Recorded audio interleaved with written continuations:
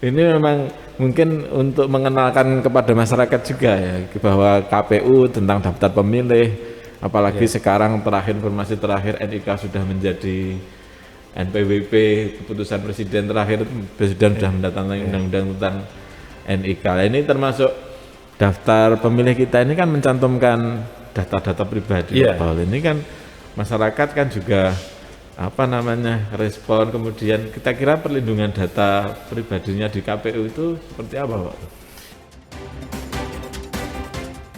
Sahabat pemilih, dialog dan informasi di hari Kamis hadir kembali. Episode ke-20 ini akan dipandu oleh host kita, Ketua Divisi Perencanaan Data dan Informasi KPU Klaten, Syamsul Ma'arif SPDI. Dengan tema Menuju Daftar Pemilih Pemilu dan Pemilihan Serentak 2024 yang berkualitas dengan pemutakhiran berkelanjutan.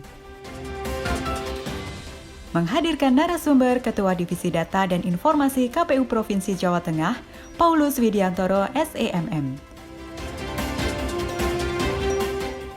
Jangan lupa saksikan Dinamis hanya di channel YouTube KPU Klaten.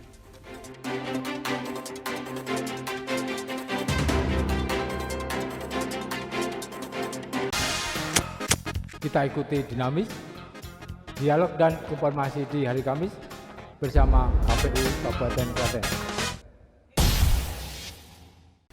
Assalamualaikum warahmatullahi wabarakatuh. Salam sejahtera untuk kita semuanya. Selamat pagi sahabat pemilih, khususnya di seluruh Kabupaten Klaten. Jumpa lagi bersama KPU Kabupaten Klaten pada episode kali ini di Dinamis episode 20 bersama saya Syamsul Ma'arif, Komisioner KPU Kabupaten Klaten, Ketua Divisi Perencanaan Data dan Informasi. Untuk episode kali ini kita kedatangan tamu yang luar biasa, tamu dari KPU Provinsi Jawa Tengah, yaitu Bapak Paulus Widiantoro, selaku Ketua Divisi Data dan Informasi KPU Provinsi Jawa Tengah. Selamat pagi Bapak Paul. Selamat pagi Mas Syamsul Ma'arif dan selamat pagi Sobat Pemilih di Kabupaten Klaten. Sehat-sehat, Semuanya Pak sehat, saya harap semuanya sehat dan baik-baik saja hari ini. Oke. Bapak Paul, pagi ini kita akan membincangkan dengan daftar pemilih, tentunya kita sebagai pelayan di KPU Kabupaten Klaten ini. Kita ingin mengetahui bagaimana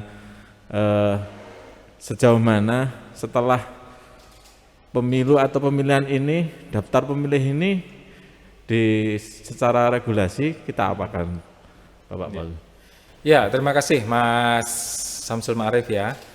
Jadi dalam pemilu di Indonesia kita mengenal ada sistem dalam pemutakhiran data pemilih. Kalau dulu kita menganut sistem yang namanya periode klis ya. Jadi pemutakhiran data pemilih dilakukan pada periode-periode tertentu. Misalnya ada pemilu, ada pilkada baru dipemutakhirkan.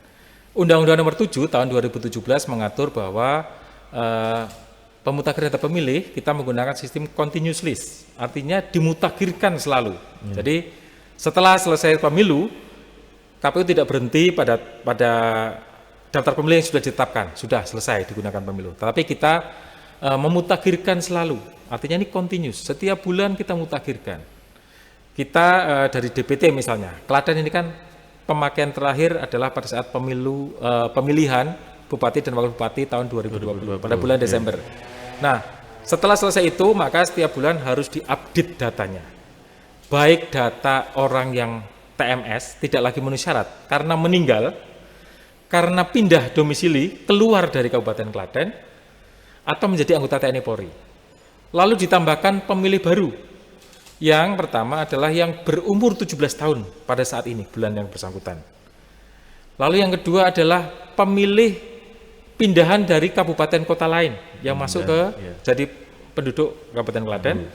Dia yang ketiga adalah dari data pemilih yang sudah pensiun dari TNI atau Polri. Jadi dikurangi dari yang TMS, ditambahkan yang pemilih baru dan pindahan. Jadi itu diupdate sampai nanti mau digunakan pada saat pemilu yang akan datang. Itu yang dilakukan dengan pemutakhiran data pemilih berkelanjutan yang dilaksanakan oleh KPU. Ya, berarti tidak berhenti di dalam pemilihan atau pemilu selesai, tidak berhenti karena memang anggarannya cukup besar juga ya. Kalau jadi di problem di tingkat bawah itu Pak Paul, ketika teman-teman ad hoc itu kemarin sudah di TMS kok, ini masih muncul lagi. Padahal kemarin datanya sudah di TMS gitu. Permasalahan di bawah itu munculnya seperti apakah ini juga terobosan dari KPU pusat untuk dalam rangka menjaga daftar pemilih ini Pak Paul? Ya, itu salah satu upaya dari KPU. Kita sering banyak problem ketika kita akan memulai pemutakhiran data pemilih untuk pemilu. Karena apa? Data yang kita gunakan adalah data mati yang sudah sekian lama. Oh, ya. Misalnya, kita akan pemilu 2024. Ya. Klaten memakai data DPT-nya adalah Pilkada 2020. Artinya ada ketika pemutakhiran ada 3 tahun, karena kita akan mulai 2023 pemutakhiran. Nah, itu tentu beda kalau data yang update pada bulan terakhir sebelum pemutakhiran. Nah, sedangkan undang-undang kita mengatakan, Undang-Undang Nomor 7, bahwa proses pemutakhiran data pemilih untuk pemilu, nanti kita mengacu yang pertama adalah pada DP4, Daftar Penduduk Potensial Pemilih dari Kemendagri yang diberikan kepada KPU. DP4 itu kita sinkronkan dengan DPT pemilu terakhir.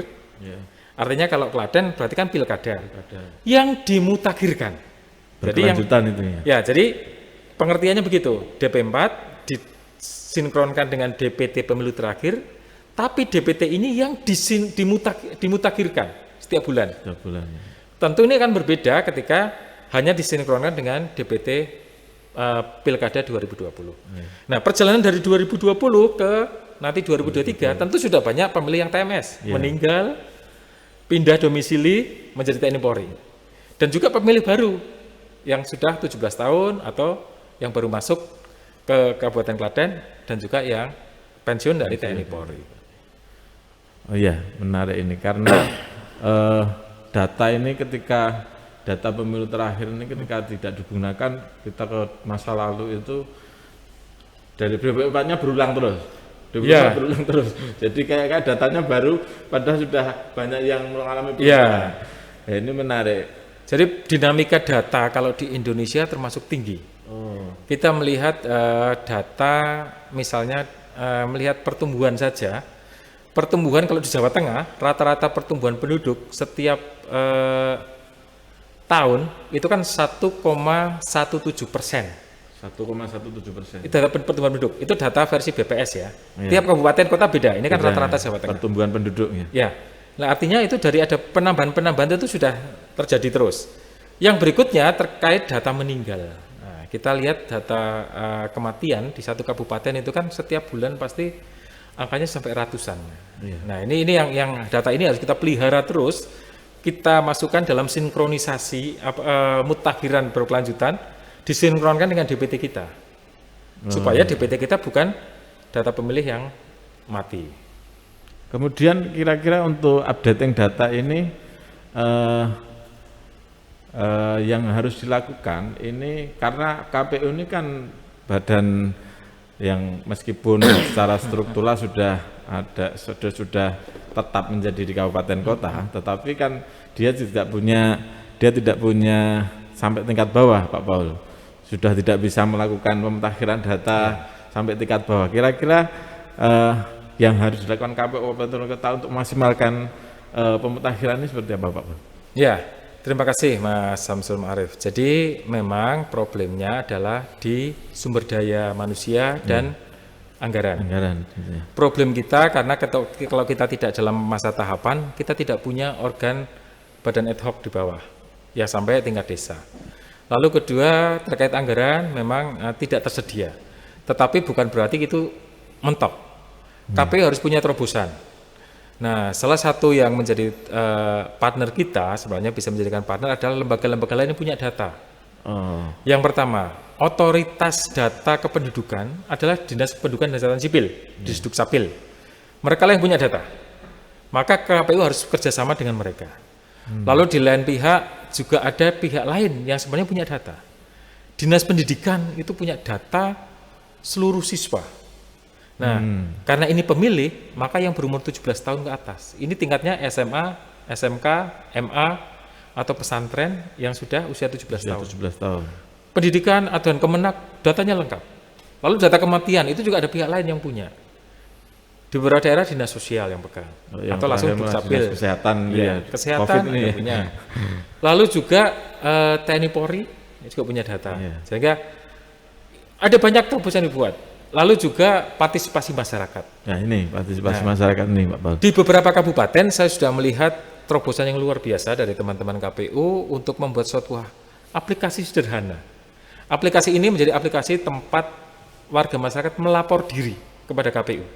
Iya. Misalnya anak saya sudah umur 17 tahun pada bulan ini. Nah, dia lapor kepada KPU dan itu nanti dimasukkan. Atau perangkat desa melaporkan warganya yang meninggal dalam bulan ini ada berapa orang. Ini nama-namanya. Iya. Ini identitasnya, ini elemen kependudukannya, itu bisa dilaporkan secara sederhana. Atau membuka kanal sebanyak mungkin masyarakat untuk merespon kepada KPU. Ini banyak cara sebenarnya. Dan memang dinamika tiap daerah berbeda. Ada kabupaten yang masyarakatnya sangat antusias melaporkan. Iya. Ada juga yang sedang-sedang saja atau bahkan apatis. Nah, ini yang harus kita kenali masing-masing di Klaten ini seperti apa dan bagaimana teman-teman di Klaten bisa menggugah dari warga masyarakat untuk mau perhatian pada daftar pemilihnya sendiri. Iya, daftar pemilih dan tentunya kepada KPU ini ya. Ya, jangan nanti ribut pada saat pemilu, nama saya kok tidak ada ya. Nah, ini baru biasanya kayak gitu Pak Paul. Ya, sudah akhir-akhir itu ditempel aja, kita pengumuman sudah ditempel berminggu-minggu Tidak dilihat. Nggak ada yang respon Pak. Ini memang mungkin untuk mengenalkan kepada masyarakat juga ya bahwa KPU tentang daftar pemilih. Apalagi sekarang informasi terakhir NIK sudah menjadi NPWP, keputusan presiden terakhir, presiden sudah mendatangkan undang-undang tentang NIK. Nah, ini termasuk daftar pemilih kita ini kan mencantumkan data-data pribadi. Paul. Ini kan masyarakat kan juga respon, kemudian kita kira perlindungan data pribadinya di KPU itu seperti apa Pak? Ya. Terkait perlindungan data pribadi, KPU sangat konsen terhadap perlindungan data pribadi. Maka setiap dokumen yang keluar kepada pihak luar, bahkan kita menutup sampai 8 digit terakhir NIK dan NKK. Artinya ini memang kita lindungi betul. Iya. Dan kita juga menyimpan data secara baik. Saya menginstruksikan kepada semua divisi data informasi di Jawa Tengah dalam menyimpan data kependudukan. Saya berharap itu dalam format yang betul-betul aman. Yeah. Misalnya, saya mengharapkan tidak disimpan dalam laptop, tidak dalam flash disk, tapi dalam komputer yang betul-betul komputer khusus yang digunakan oleh tenaga yang menangani data. Sehingga akses pihak luar juga tidak bisa. Itu yang kita amankan. Lalu juga di laptop itu tidak terhubung dengan media sosial milik dia. Karena ini juga bisa sumber kebocoran. Rawan. Sehingga perlindungan data ini menjadi isu yang sangat penting bagi KPU. Walaupun Indonesia belum mempunyai undang-undang perlindungan data pribadi ya. Masih kita dorong bersama untuk segera keluar, tetapi KPU sudah melakukan perlindungan ini secara maksimal. Dan kita juga akan selalu melindungi. Jadi masyarakat tidak perlu khawatir. Nanti bocor. Karena sekarang ini bahkan kemarin kasus-kasus pinjol itu juga kan kadang-kadang orang tidak memiliki tanggungan, kemudian ya itu kan kebocoran data pribadi itu ya Pak. Kalau di KPU kita jamin bahwa kita secure menyimpan data itu.